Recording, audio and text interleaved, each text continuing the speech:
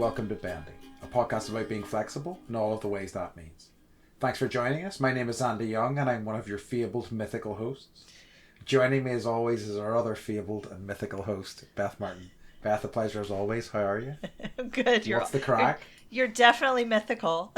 Thank you. Yeah, good choice of words this week. I'm feeling really mythical today. How's it going? Pretty rad as always. How are you? Good. You know me. So, yeah. So, I just got sounded like I'm from the Dakotas there. So, what's the correct? Mike is leaving for Japan tomorrow for 2 weeks. Oh, okay. So, he's doing research off a tiny island off of Okinawa. Oh, nice. And he's never been to Japan, and I'm trying to convince him how awesome it is. And he's like, but I love Taiwan. I'm like, you can love two places. It's cool. So he's going to be staying in Tokyo for like 4 days and then doing like marine research about coral or temperatures in the ocean or some such thing. So yeah, I'm going to be single parenting for 2 weeks. Good luck with that. Lots of sleepovers, lots of earbuds, and sleepovers? Parenting. Sleepovers at other people's houses, yeah. It's like, do you want my children for a few days? Bye. I was going to suggest, because I've got one of my very best friends lives out in Japan, and I was like, oh, she might be able to recommend him things, but she wouldn't be able to do that. She's the most just Japanese person I've ever known in terms of like actually having any local knowledge or connection with Japan at all. There's one thing I was like, if you go to Shibuya, that square where like all the people cross at the same time, it's chaos. He'll love it because there's a Starbucks and he cannot live without any kind of like caffeine. He's caffeinated all the time. But there's a dog statue. And I can't remember the name of the dog. Have I told you about this? Yeah, I think I know this story. Mm-hmm. It's one of my favorites of all time ever. And I went in the early 2000s and did see the dog statue. But the story is that the owner would, the dog would go with the owner to the train station every day and wait until the owner was done with work, got on the train, would meet the dog, and then they would go home together.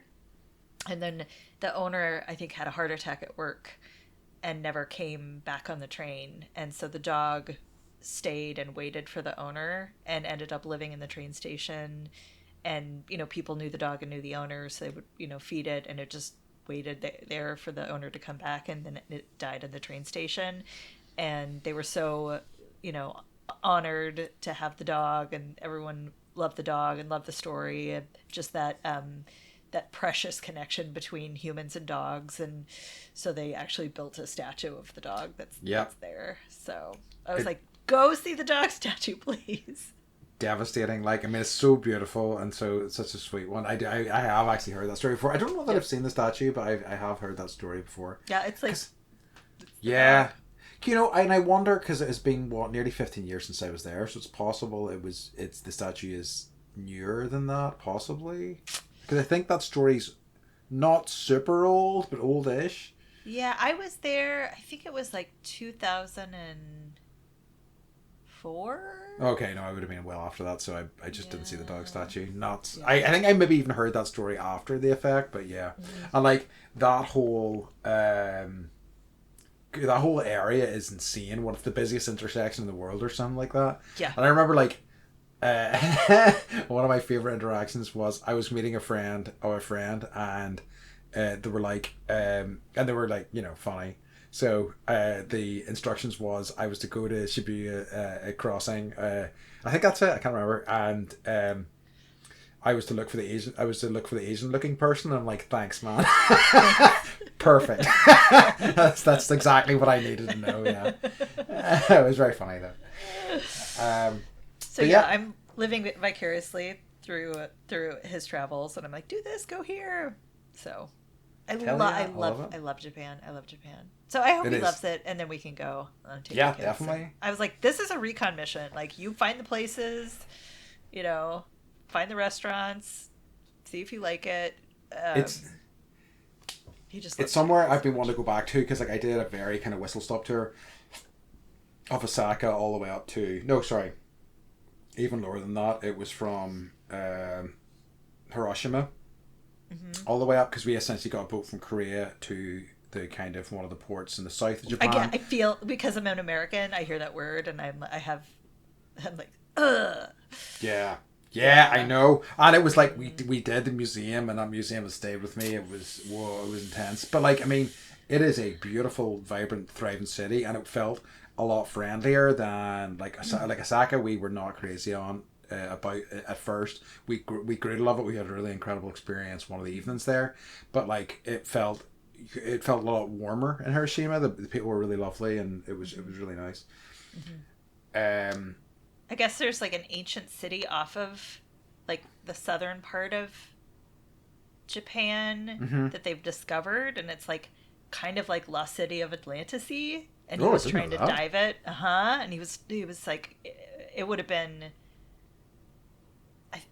I'm getting all this information wrong, but anyways, he was going to try and dive it, but no one got back to him. And I was like, there's just so many people. It's like, if not, like, someone else will take, like, they don't get back to you because there's just so many people. And I'm sure, like, all the people that are trying to go see, like, the Lost City of Atlantis off of the coast of Japan, like, that's kind of something you've got to plan for a little further out. So that's you're probably right. Yeah. It's a shame though. That'll be nice. Oh, I'm sure you'll enjoy it. That's good.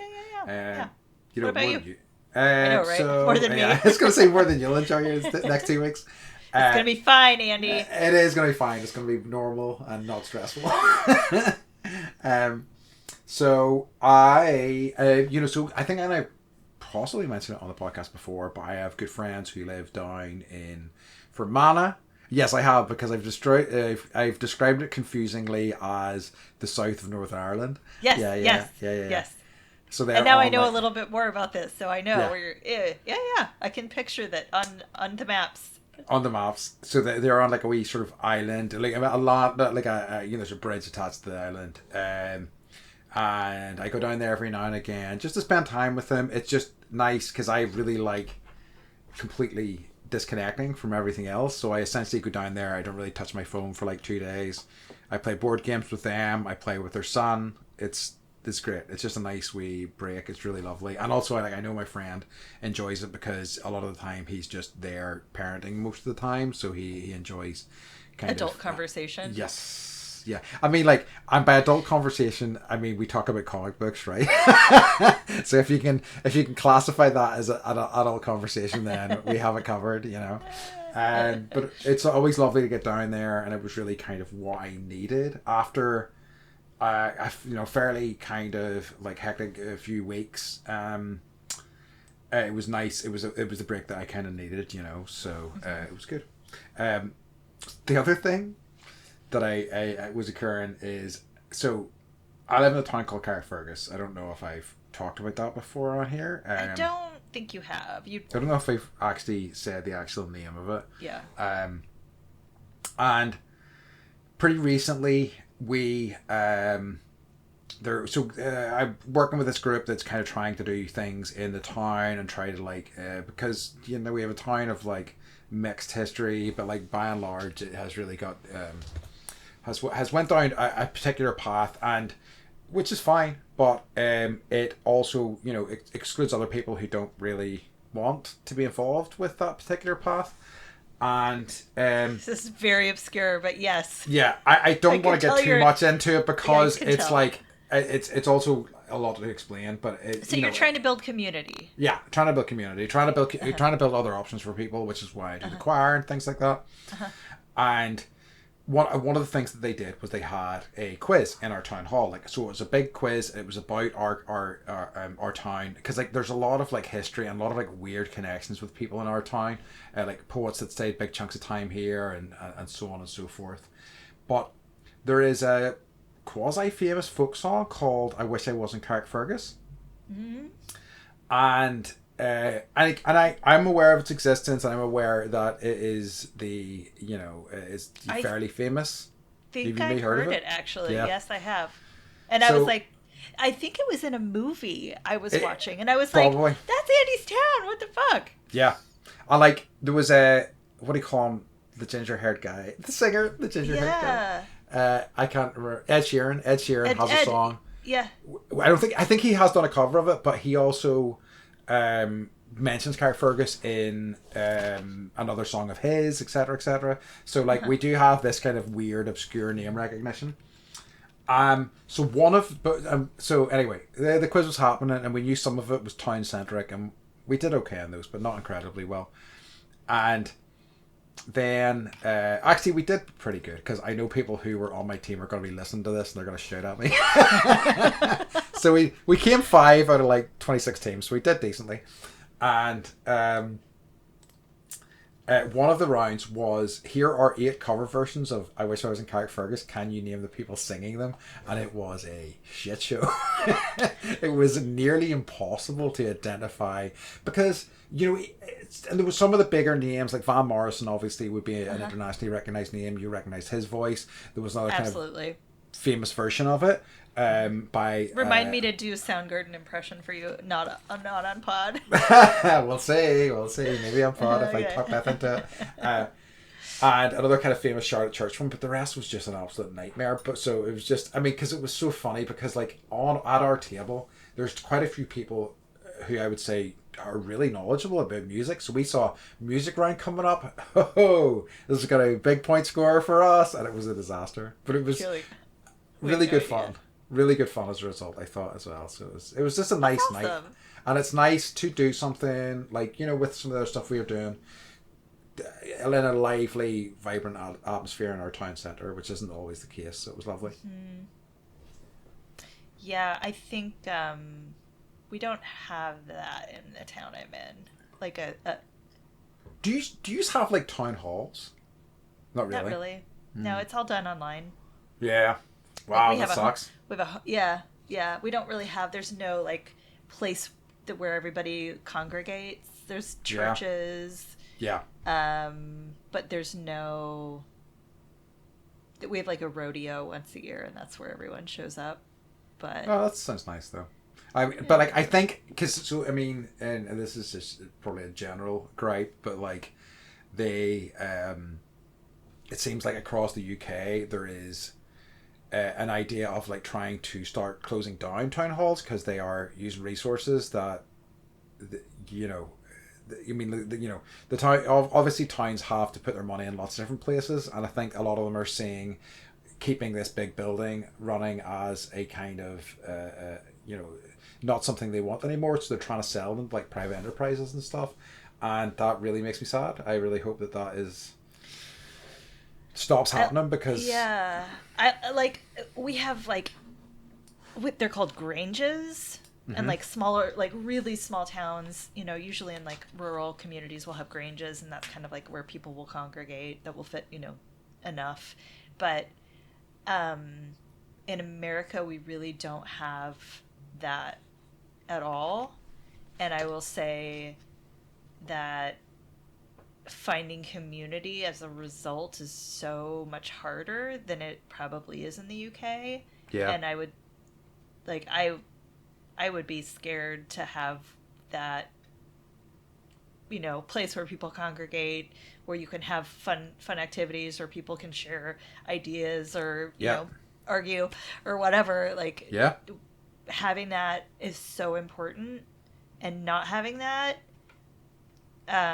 is really detrimental to the community. It is, and I mean, like, especially during an election year. Yeah, it's so true. And I mean, you said like, these things are done online. It's like, well, you're right there. If everybody was all over the place, that makes sense. But like, if considering like everybody's in the town. We literally have Main Street where all the stores are on.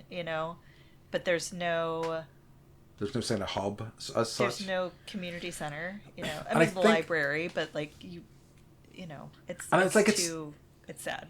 It's sad. And it's because like, even within my town, and what we're like, 40,000 people or something, there are 4 or 5 community centres and the town hall. Which is, we have like 15,000 and we have 0. See, that's such a shame. That's wild to me. That's I mean, like, and I wonder is that and whatever, but like I think that's probably what pushes people towards church and stuff, because that's they can get that there, whereas I'm all in favor of people going down that path, but it would be nice to have options of something that's not connected to the church, that's doing community stuff as well. Yeah. Yeah. Good. Yeah, what a joyous way for us to kick off. Right. Or what's the crack? The demise of local towns. Right.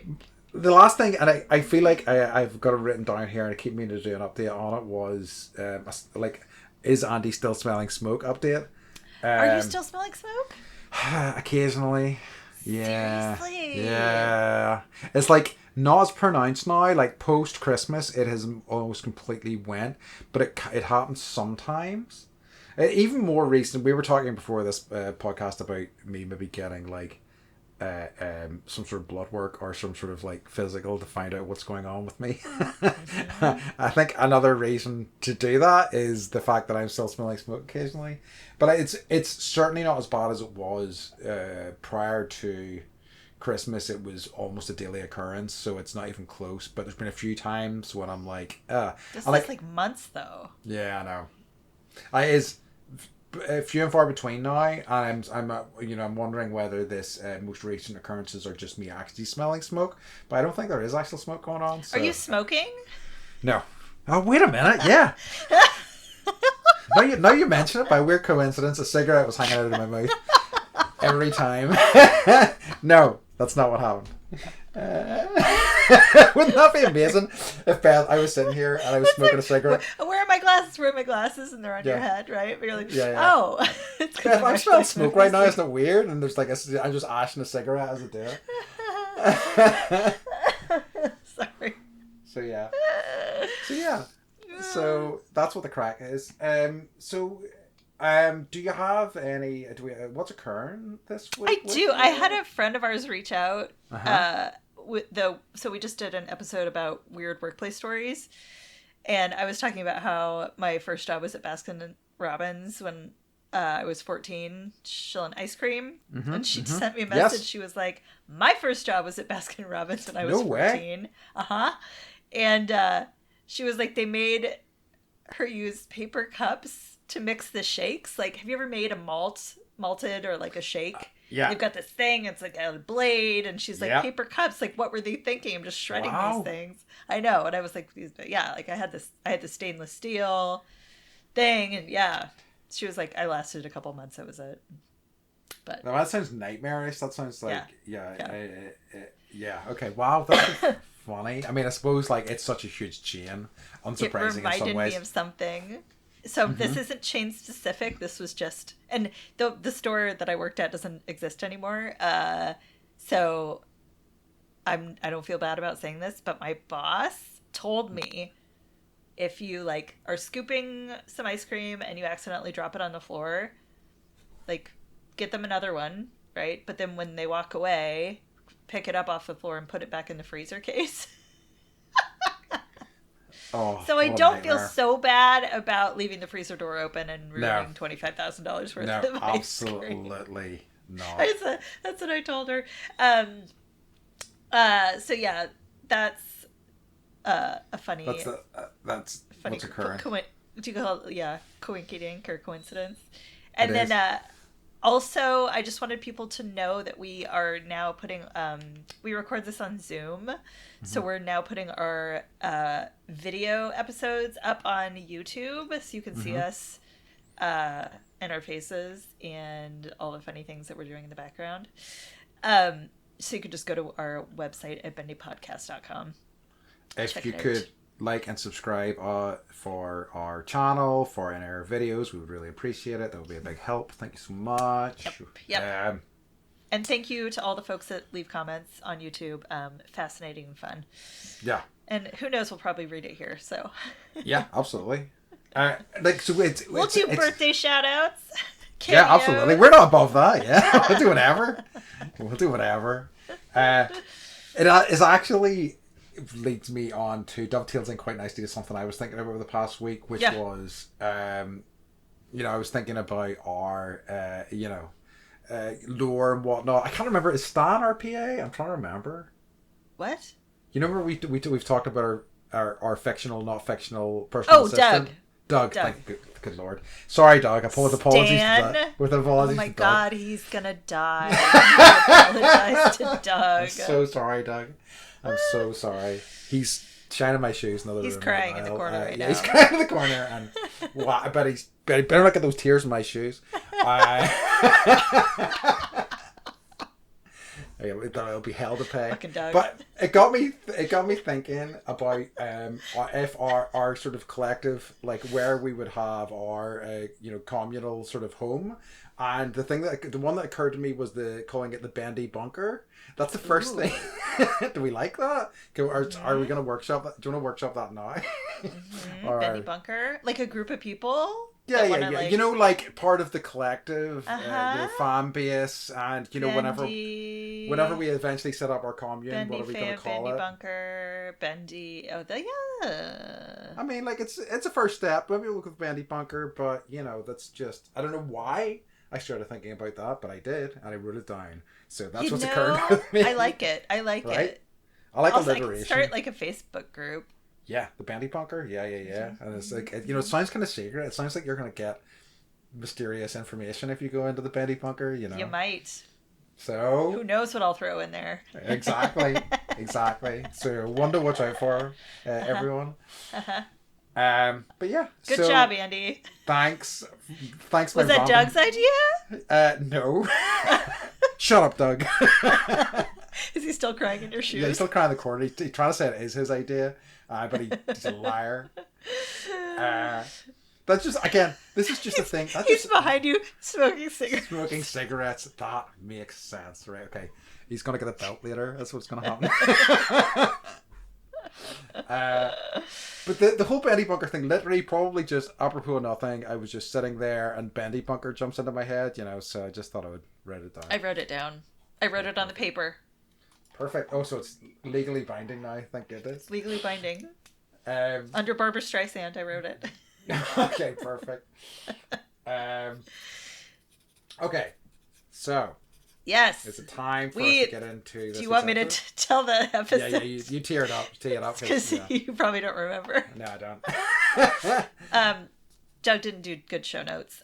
So we're doing the Idiot's Guide to Bendy Folklore, where this week we are, instead of Andy telling me about the Irish folklore and me telling Andy about the United States of America folklore, we're going to switch it and tell each other what we think we know about each other's country's folklore.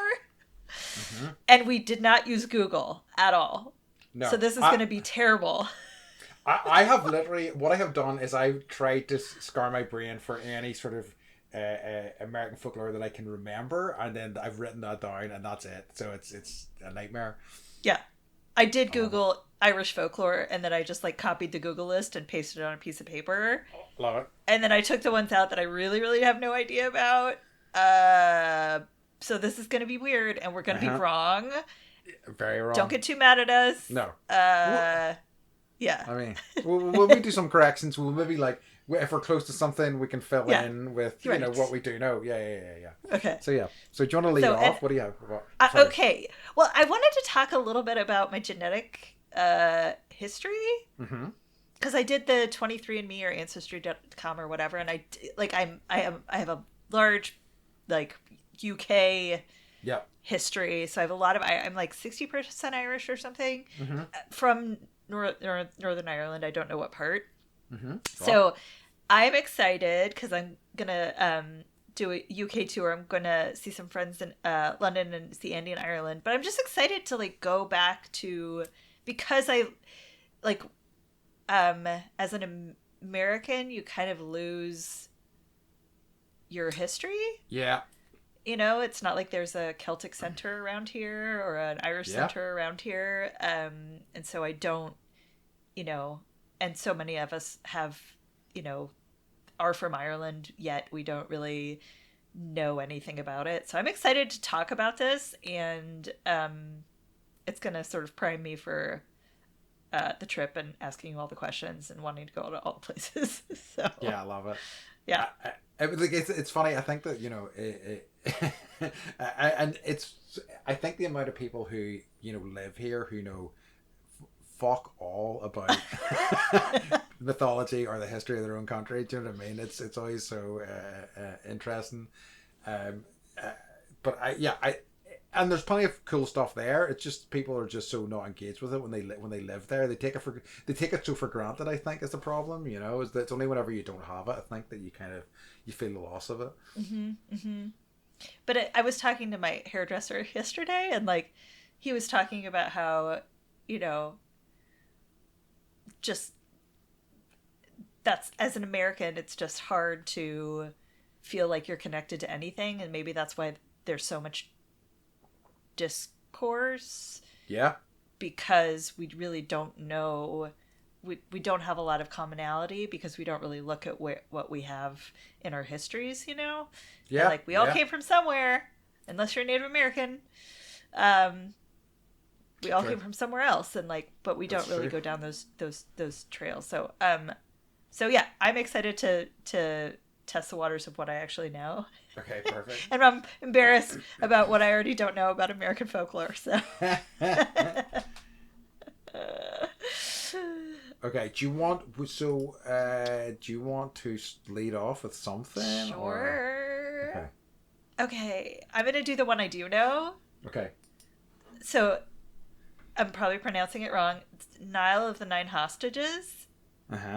Didn't know that. So Mike did his 23andMe, and he's the descendant of Nile of the Nine Hostages. Okay. So this guy lived hundreds and hundreds and hundreds of years ago, and he was fighting people for kingdoms and things, and he had 9 hostages, and he was so bad and terrible he killed all of them, and this story has lived on in infamy to the point that it's on 23andMe. Yeah. And Mike's a descendant. And I was like, this is perfect. Your ancestor is a bludgeoner. Well, it's like one of those things where it's like, what, a third of the world's population is descended from Attila the Hun.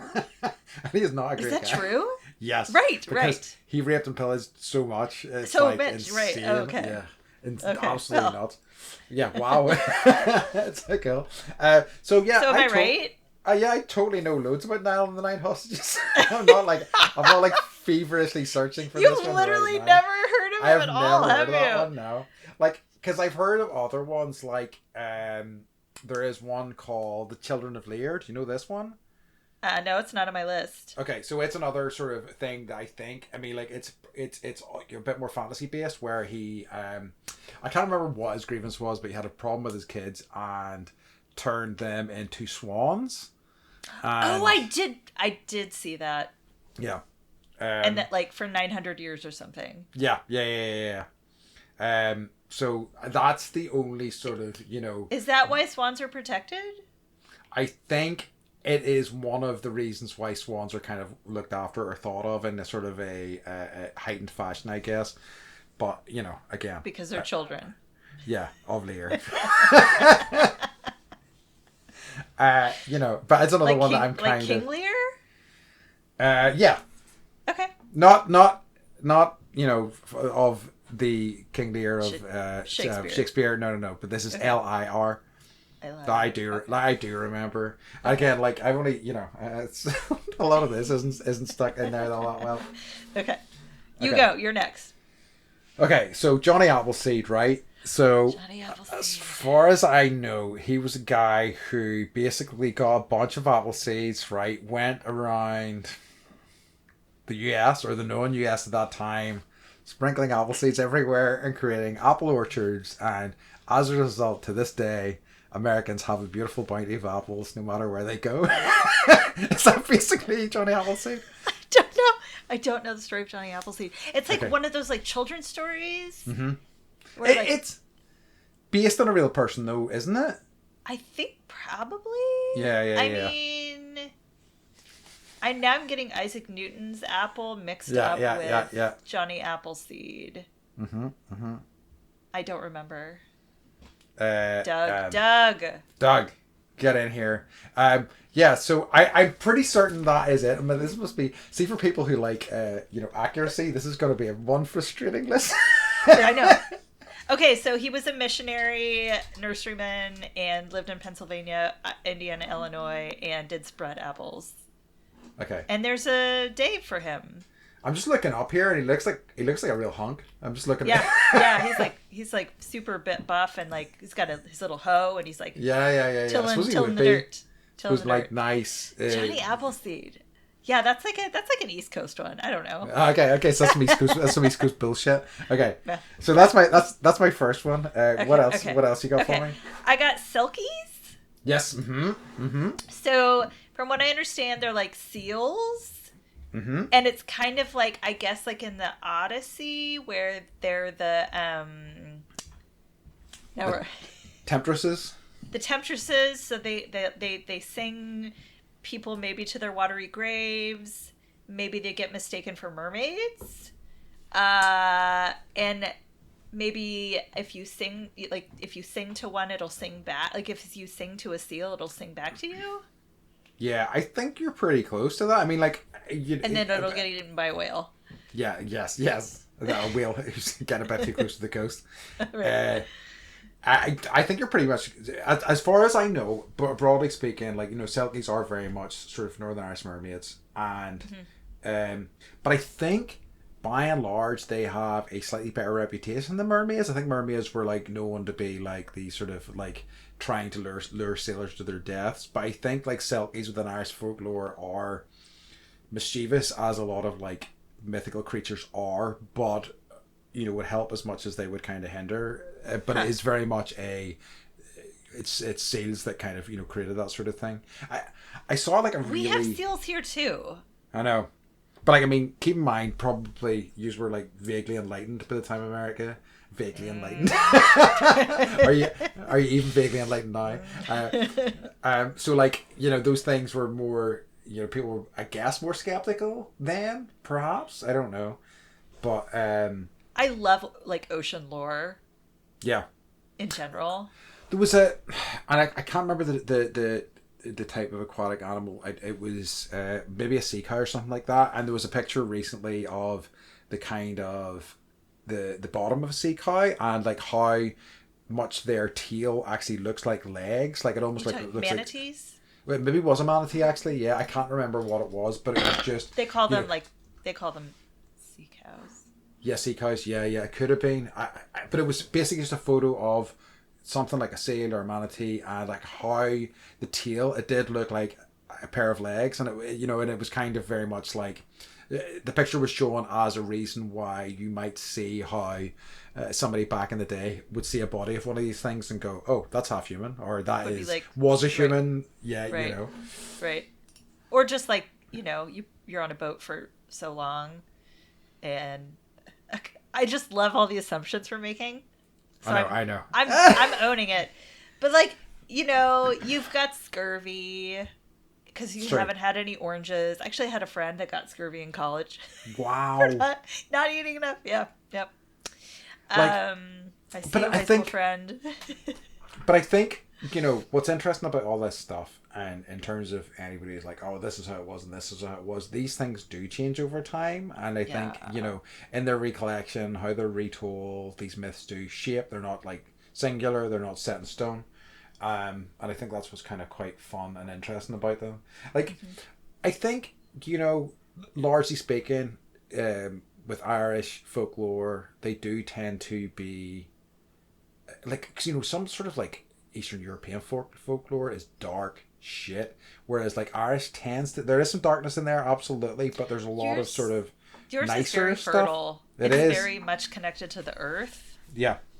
And I the seasons, and that just the like, it's obvious the amount of connection that Irish people have with the planet, Yes, I think so. I mean, and I think that's why it's got list. a rich sort and of, war. Like, yeah, well, 100%. Rich history of like shamanism and stuff like that as well here, so it kind of makes sense. Okay, so one of like one of your West Coast boys, the Bigfoot.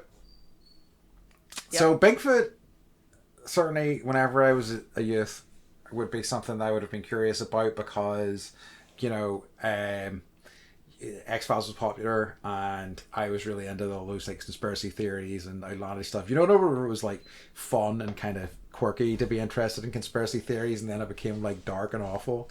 Right. I loved X-Files, by the way. Oh, so good.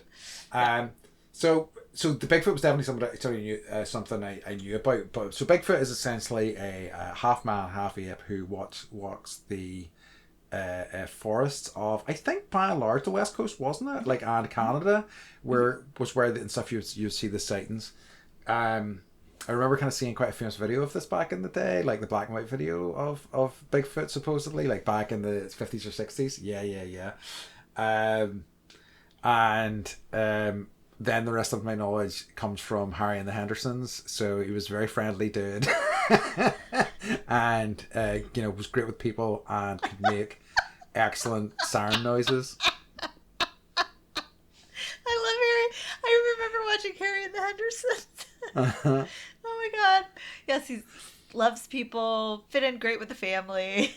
It could really make a really authentic fire engine sound. So there's two names for Bigfoot: Sasquatch, which I'm assuming is the native name, and then Bigfoot. So I think it goes back probably longer than.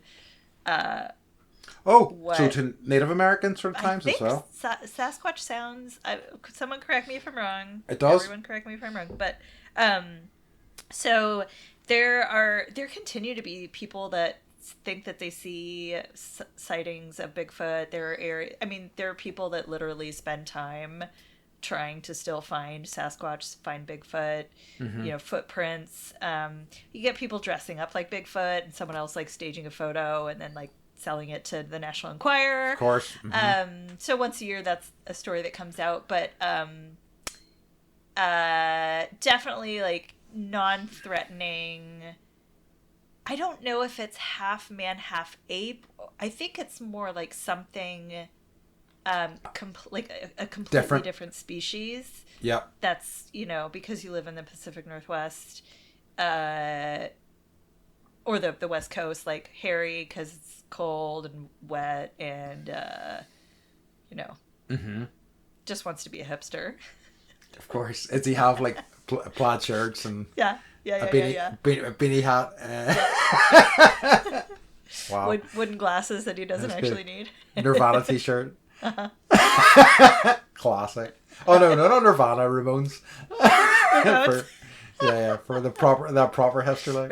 Yep. That he's never actually listened to. So yeah. No. Good. Good. Okay.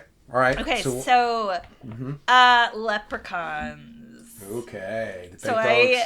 I was talking to my hairdresser yesterday, and I was like telling him what our topic was, and I was like, I don't even know what a leprechaun is. So what I thought a leprechaun was a tiny little elf guy that would come and do something with money. But my hairdresser says that he thought it was like a pygmy tribe, and it was actually like a tribe of little people that lived a long time ago. Like Oompa Loompas? And I was like, well, that sounds interesting. So I'm gonna guess that there were actually like little people, and that they maybe just became part of the general population, but that they're lucky. Yes. That's pretty, it's, again, okay, so obviously. And they have something to do with St. Patrick's Day. Yeah, just in terms of they are a clear symbol of Ireland. I think they're often attached to St. Patrick's Day. So, I think you're, fairly spot on in terms of my understanding. It's another one that has become so, the story of what leprechauns are has become so, mulched up and kind of changed into different things. And, I remember well, there's a series of like horror films called Leprechaun, right? And like, and there's Yeah. also like Leprechaun in the Hood and things like that, and all Yeah. sorts of Yeah. craziness. So no, but it is that. But they are, I think, they are very much, in terms of my understanding, are like our equivalent of fairies. You know, so they Oh, are, wow. you know, both kind of, but you know, can grant riches and but can also, you know, do mischievous things to you as well. So This is a theme. it is. It is. I mean, I think it is. I think that's a little of all folklore, isn't it? Like they're tricksters almost. Do You you know. think that like Irish people are kind of like, is that your humor? I think there's a bit of like you know, playful wickedness in Irish humor, but yeah, I think that would be, yeah. Generally speaking, I think Like, that's do you fair. guys like play pranks on each other? No, but I think that like I mean I'm obviously biased, but I think that like see in terms of like you know whip crack sort of sharp Yes. sort of responses, Yes. I think Irish people are the best for that. I think Yes. just really insightful, cutting, beautifully done. You know, Yes.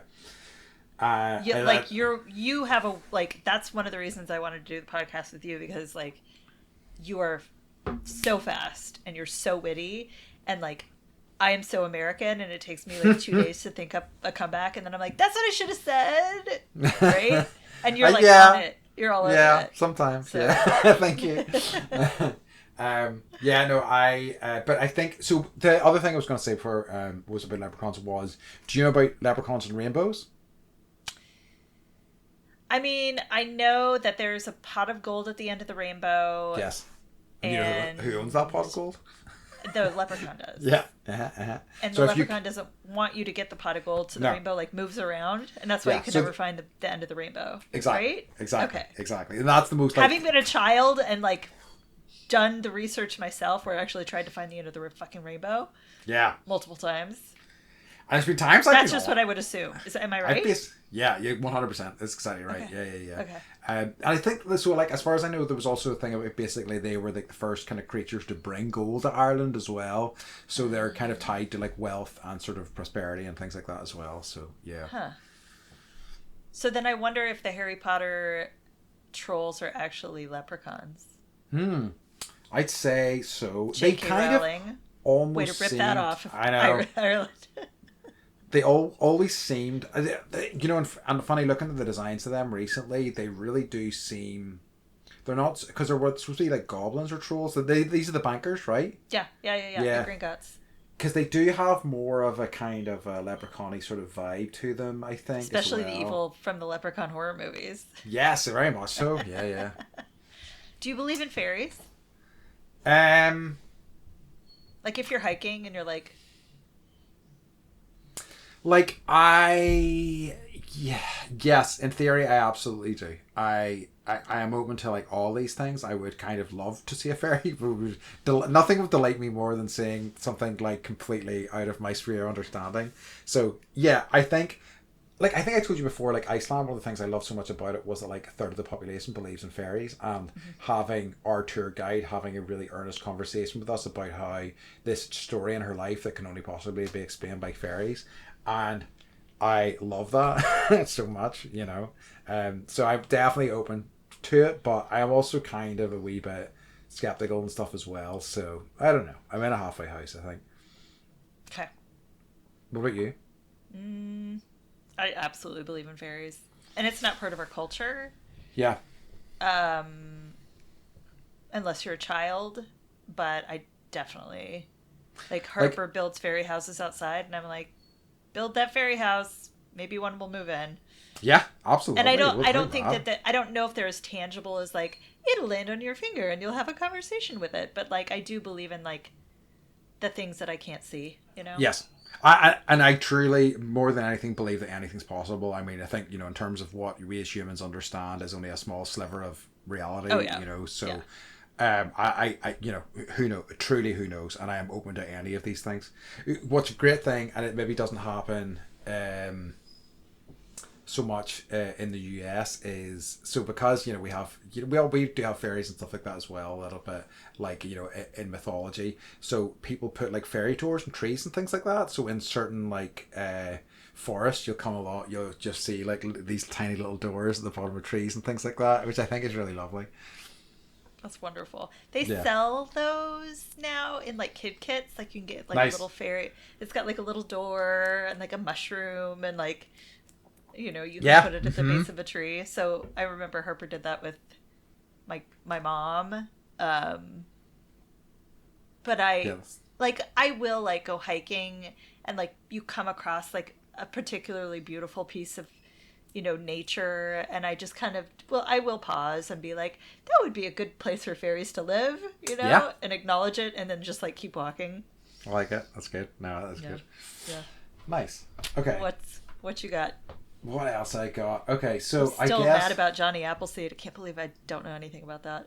um you'll maybe this is maybe a technicality and you'll maybe tell me that this is not allowed, but what I want to talk about is chupacabra. You can talk about chupacabra. Okay, I'm like perfect. right by the border. I'm 45 minutes from the Oh border to yeah, Mexico. that's true. So yes. Really? I didn't use that Yeah. close. Okay. Uh-huh. Yeah, when you come, we'll go to Tijuana, buddy. Sweet. I've never been to Mexico. Anyway, right, okay. Beth, let's focus up. We're talking about chupacabra. Sorry. We're talking about something serious. We're talking about chupacabra. So, chupacabra is like kind of a goat devil type thing that kind of harasses people. I think it's more monstrous than fairy tale-y, right? As far as I know. So it's more about like it will attack people, or it is vicious and kind of like almost like a demon rather than something enchanting and potentially wonderful. It's something to be feared and kind of run away from. Like I think most of the other stuff we've talked about is a bit halfway house, but like he is definitely a kind of monstrous kind of asshole. So that's my understanding of Chupacabra. Did you ever read The Tommyknockers by Stephen King? I know I didn't. Okay. That's the only other thing like I could equate Chupacabra to. Mm-hmm. It's basically what people used to scare their children. Like, don't do that. Don't go out late at night. The Chupacabra will come for the you. Chupacabra will come for you. Yeah. So it's like it is. I do think it is part goat, part monster. Definitely comes out at night. Definitely used as like or is like a creature to be feared. Mm-hmm, mm-hmm. And Interesting. Okay. Yeah, Yeah. that's what I thought. Yeah. So like a kind of a boogeyman sort of story more than anything. That's interesting. Yeah. And is it like purely? Is it? Would you say it's both a myth for Mexico and the United States, or would it be primarily Mexico? Would you say I mostly think it's Mexico? more of a Mexican. It's definitely more of a Mexican mythical creature. Okay. But I think it's something that like my kids know about. I never learned about it, but my kids. So it's like I think it's shifting right now, and like you were saying before, these things change and morph, and right now this like Chupacabra is morphing into something that my children are learning about, but not necessarily something that they fear because of the origin. If that makes sense. Yes, it does. It does. Yeah. Yeah. It's reminded me. I'm going to take us on a wee bit of a tangent here, but it's just made me think about something. I don't know if I've told you about the story before or not. So, it was some sort of TikTok video or whatever, but it was a guy basically posted. He goes, "Look, I need to tell you, if you think you're doing a bad job parenting, I just need you to know what I've done." So my son recently came to me and he said that he was reading a story in his book, and there was these monsters in it, and they were really scary. And he was like, "What are the monsters?" And he goes, "Well, it's a Nazi." And he's like, "Oh, what are you reading? Nazis? Like, this is awful." And he goes like, "Daddy, can you tell me what they are and why they're bad?" And he's like, I don't know how to broach this subject." So he told his child what Nazis were and how they were real and how they were scary and how they existed, and sadly they still do exist. And this went on for some time, and he was trying to get to the bottom of where this concept had come from, and he couldn't find out, and he was kind of angry with the school about introducing the concept. And then eventually, like I say, a few months later, he was reading this book, or his son asked him to read a book, and he goes, "Oh, can you read me the book? This is the book with a Nazi in it." And he was like, "Oh, wow." And he went to the page, and it was actually a Nazi, the African spider God. So he had told his child unnecessarily about what Nazis are. Like Nazis are, they still exist. And he was you need to fear this thing. And it was a giant spider god that he was talking about. It's like, oh no. So yeah. So I know this, which is my least favorite topic, which is that's joy, but that Ireland created something that that's cool and I didn't know about it. Dracula. Yes. Is from Ireland. Bram Yep. Stoker's Dracula. So everyone thinks that Transylvania, or that's a horrible. Yes. I just said that. Blah. Blah, blah, blah. But I think blah. Yeah. Yeah. So vampires and Dracula actually that's like Irish lore. Irish and like English, yeah. He spent time there as well, but like it's. He was a but real I think, dude. He was real born dude. in Ireland? The guy that wrote it. No, like. Oh. No, so I think there's a bit, I've read a little bit about this. I think there's a bit of like, there's nobody sure exactly who he based them on, but like, I think somebody he knew was from Eastern Europe, and he researched Eastern Europe a little bit before he, okay. But he also spent a lot of time traveling in England and things like that, and like, okay. They think a lot of the basis of it was his experience and time living in Ireland and England, yeah, which was mad to me as well. So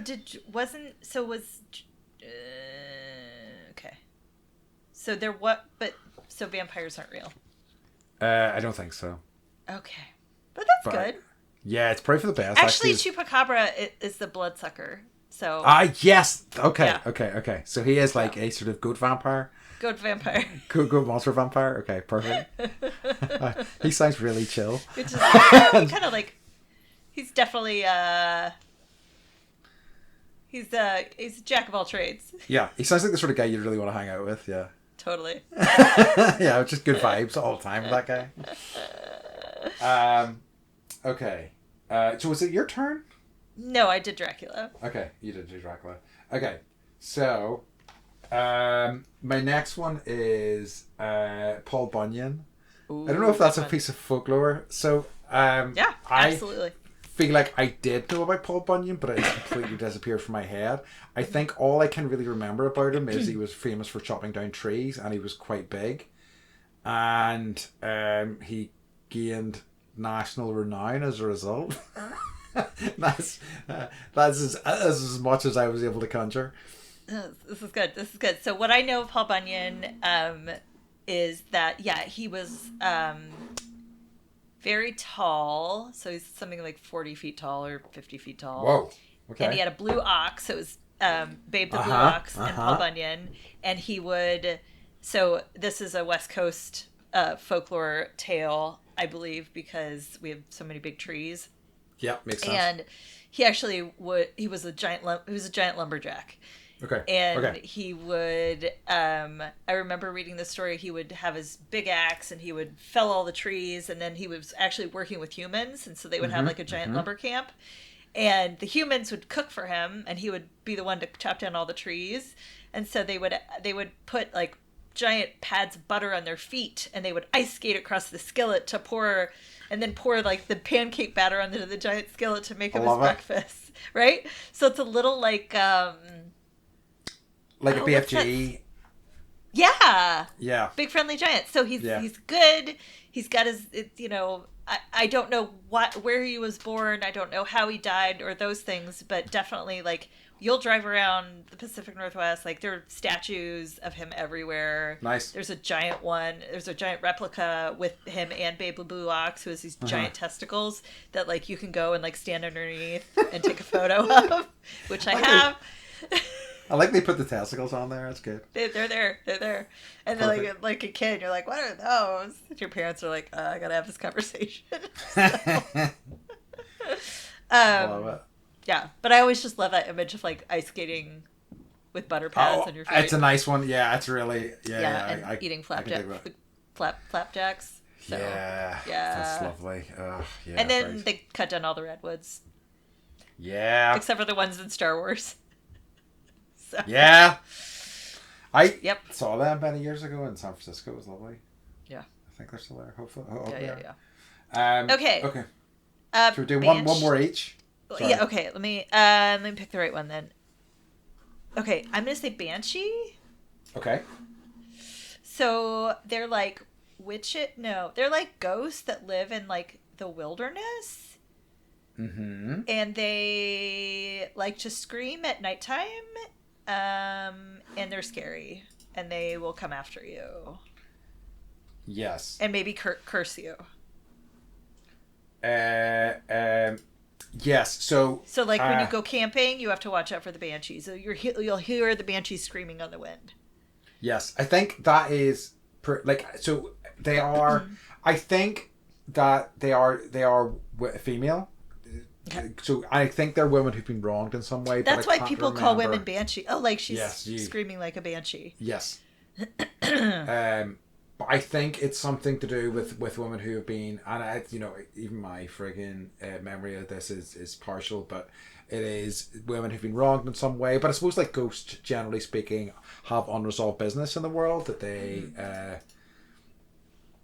haven't been able to like satisfactorily deal with in their life, so they've come back to kind of like to do something about that.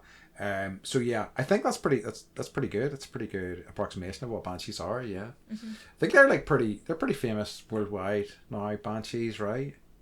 I mean, we know that it's more a term that we use, but not something that like we're afraid of. Yeah. That makes sense. Yeah. Okay. I like it. Point for me. Yes. Are we taking points? What the hell? I've been scoring, and you've got 0, and I've got. Wow. We have not. No, this isn't a competition. It's not. This is just being idiots. Yes, it's just been idiots for an hour.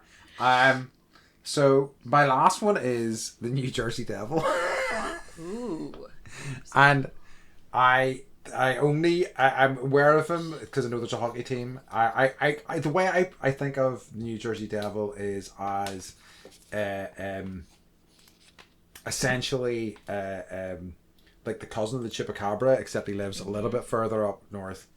He's more of a New York dude. He's sort of New Jersey dude. A New Jersey dude, not a New York dude. Good lord, I'm gonna get myself in trouble there. So he's got an accent. He got a bit of an attitude. He likes. What is it they like New Jersey? Is it the ham rolls or whatever? I don't know.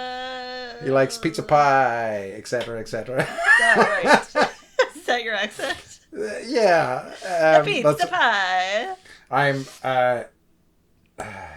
I'm not gonna do a Jersey accent. Yeah, that's the another Jersey. guy.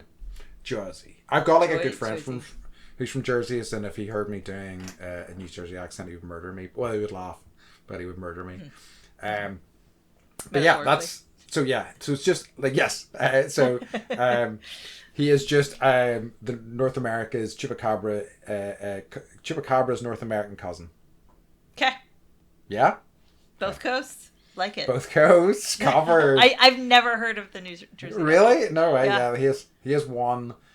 Tangentially, like back in the day, whenever I was looking at those sort of conspiracy theories books and like things about cryptids and stuff like that, he was one that came up, but he was like a lesser one, I think, in the grand scheme of things. But he was still known. You know what's interesting from this exercise? I thought that there would be more like things that would have transferred from like your country to the States, but it hasn't happened. Like these their own mythologies kind of spring up. Yeah, you're right. It's true. Yeah, and like we've only been around for like 300 years, and so so I wonder like where are now I need to go back and like do some research on like where our mythologies have come from. Yeah, because I'm curious. Yeah, absolutely. And, yeah. I would assume because we're Americans, we just steal from everybody else, and we don't want that when it comes to our myths. It's so interesting how these folklore. Things spring up or like gain traction as well. You know, it's always so interesting.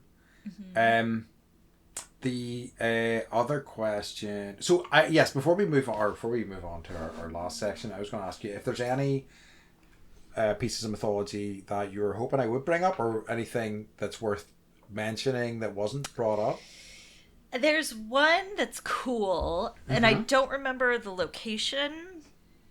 And like this is one that probably most people don't know about, but there's a gravestone on the East Coast, somewhere on the East Coast, and there's an outline of a boot on it, and I can't remember. As I'm telling this horrible story, I don't know who the person is, but I just know that this tombstone is cursed, and they take the tombstone away. They put a new tombstone up. The boot image comes back every time, and it's super creepy, and it's real, and it actually exists. Yeah. Okay, interesting. Does it have like a name or anything, or? I don't. I'll have to. Okay. Doug will look that up and let us know. I'm sorry we spoke harshly about him. I want to. Okay. Doug, please help us with the boot myth. I want this typed tombstone. up. I want this typed up on my desk first thing tomorrow morning, Doug. I know. No, that's interesting. I have not heard of that one. Yeah. What about you? So I think mine's insane compared. So like probably one of the most famous Irish myths is Finn McCool. Do you know about this, the Irish giant? And the Giant's Causeway. Yes. Okay. So basically there was a causeway. So essentially there are... I have it written down and I skipped it because I was like, I have no fucking clue. So there is there's some great mythology around this, but essentially there are these sort of like, I'll take you up there whenever you come over, but like there are these like hexagonal columns that were, bizarre to see that in nature, that have grown up because of like volcanic eruptions in ancient times, that have created this sort of area on the coastline on the kind of northeast coast of Northern Ireland. And there are similar columns in Scotland. So in mythology, the thinking was that there was a causeway to connect Ireland and Scotland, or Ulster and Scotland.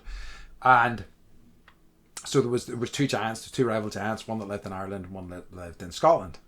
And the two things that I remember clearly are that at one point Finn picked up there's a big loch or lake in the centre of Ulster called Loch Ness. So he basically ripped the ground from there and threw it across at his Scottish rival, and then created Loch Ness. The other amazing one was at one point his Scottish rival, whose name I've forgotten, came over in the causeway to like fight Finn, and how they got around it was Finn's wife dressed Finn up like a baby. And the Scottish giant saw Finn dressed as a baby and thought, if the baby's that big, what size must Finn McCool must be? And he ran away. And as he was running, he tore up the causeway, which is why the causeway is no longer there anymore. Right? Whoa. Right? I told you this one was way more insane. So that's... it had nothing to do with erosion. No, it had nothing to do with erosion. It was a Scottish giant running in fear from Finn McCool. So was Finn McCool he was a giant also? He was a giant also, but I don't think... So you guys have giants and fairies? Yeah. I guess I guess like Paul Bunyan is a giant. Yes, exactly. So yeah, we did have giants. Yeah, he's a famous... He's probably one of the more famous Irish myths, as far as I'm aware anyway. That's a good one. That's super weird. Isn't it? I love the giant aspect baby. Of him dressing as a baby and that making the giant go, if the baby's this big. I just love so someone this is all oral tradition, right? Someone was like, I'm gonna this story, and that somehow it becomes its own thing, and someone's like, oh, what if you dress like a baby? Wouldn't that be a good way to what a classic ruse to hide, right? Yeah. I might try that. I'd say I'll fool some people these days. I mean, some morons. You could try it for Halloween and see how it goes. Right? Yeah. Okay. It looks comfortable, those baby clothes. I know. Sasha could be a bottle. Yeah. All right. Okay. So, I think we have categorically and comprehensively talked about we have annihilated this category. The mythology of with all of our brain knowledge. Yeah, with all of our brain knowledge. Okay. So, settling into our next piece of mythology, the question then becomes, What's been bringing you joy? I hope The I've read myth, some down. the legend. I'm listening to Barbara Streisand's autobiography. Oh yeah. Oh, I've heard it. Huge. It's so. I got the book. Yeah, I heard the book's like 1,000 pages or something. And I was like, my wrists were hurting. Yeah. I was like, this is so, and I only had 10 days because I borrowed it from the library. And it was like, because it's hot and new. And it's like, it's hardback. It's not in paperback yet. Hardback, it's like $45 US. Mm-hmm. So it's expensive Wow. for a book. I was like, I can't afford that. I'll borrow it from the library. They were like, you only have 10 days. I'm like, I can't finish the Bible Yeah. or William Shakespeare's complete works, right, in 10 days. So I got it on Audible. I'm listening to it. But she reads the whole thing, and she's got her like Brooklyn accent. I'm really enjoying the story, and just like her, her life story. And there's so much no one knows about her. There's so much interpretation of like who she is as a human. Yeah. And she really, I think people have this idea of who she is, and she's snotty and snooty, and she's not. She's just an introverted lady who has a really amazing voice, and forgets who she is when she's out in public, and will be like, why are people staring at me? So I'm not that far into it. I'm only like 400 pages in.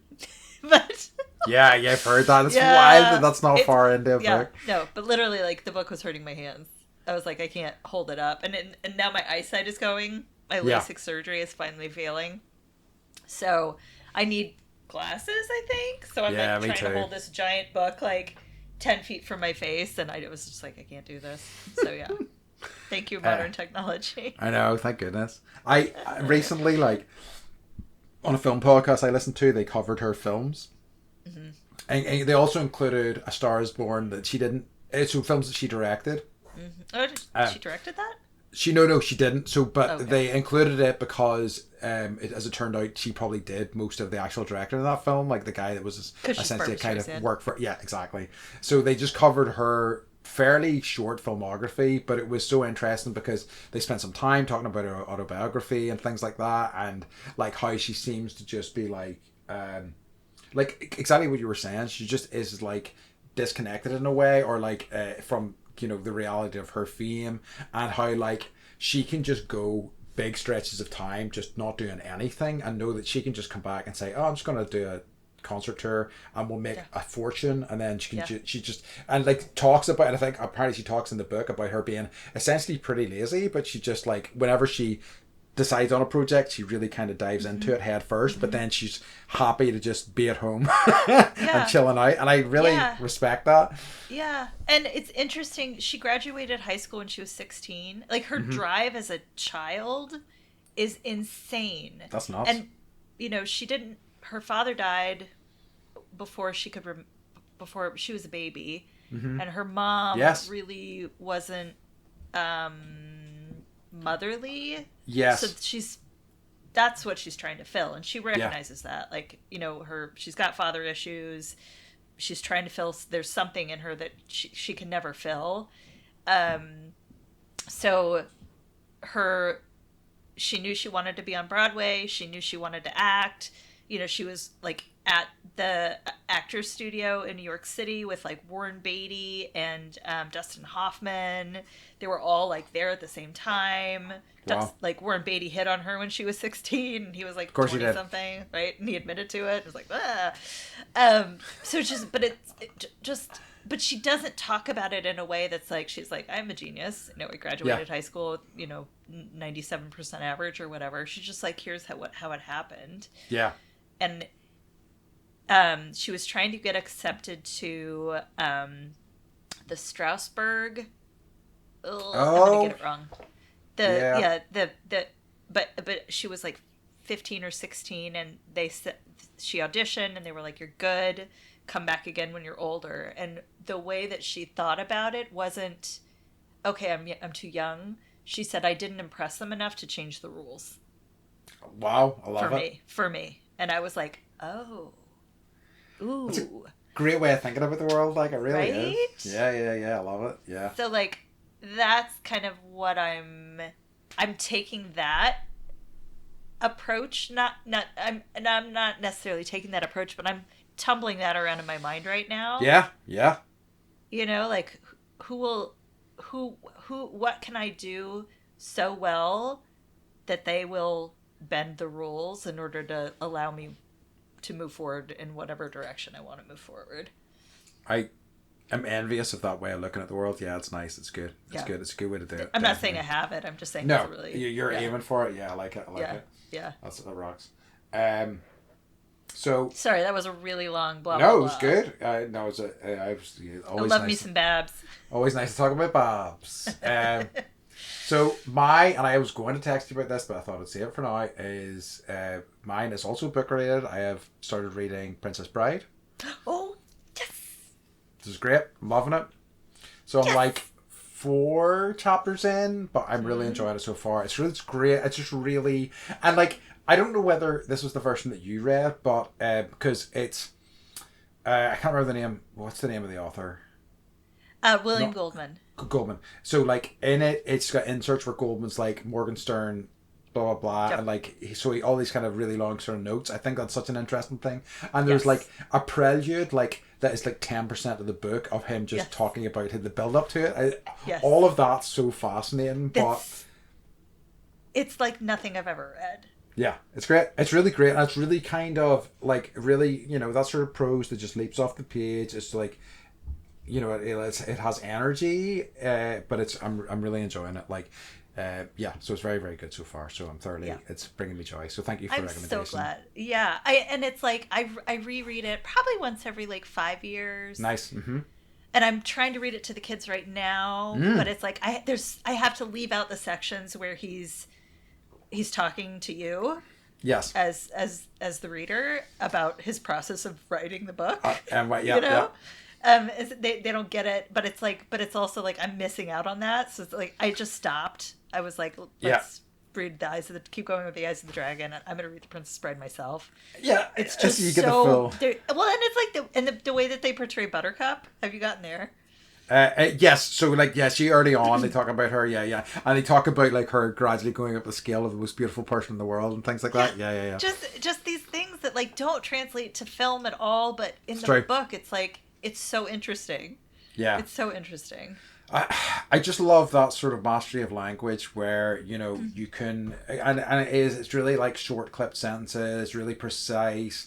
Even like how he dealt with like whenever she first tells Wesley that she loves him and all of that, and then her thought process and everything. It's very much completely untransferable to film because like you can't do that. You can't, you can do a shorthand version of it, but it's not the same effect.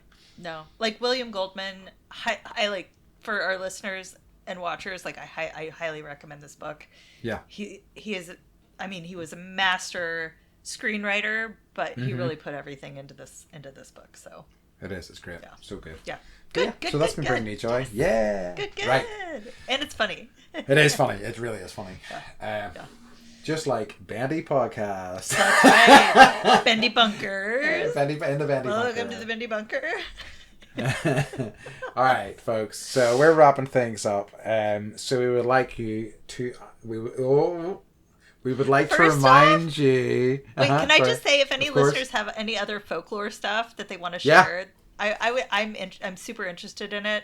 And we've been talking about doing this for a while, so just send them our way, and I would be curious to know what you know and what we can teach people about, because it's fascinating stuff.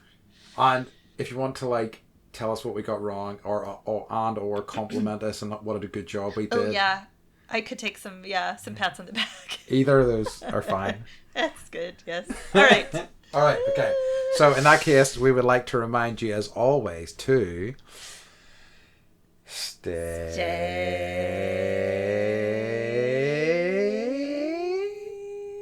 bendy. Hell yeah, that was a great one. Since pneumonia, can you tell? I have like you got that beautiful. Like, I'm gonna call all the bankers and be like, I'm gonna sit on tits.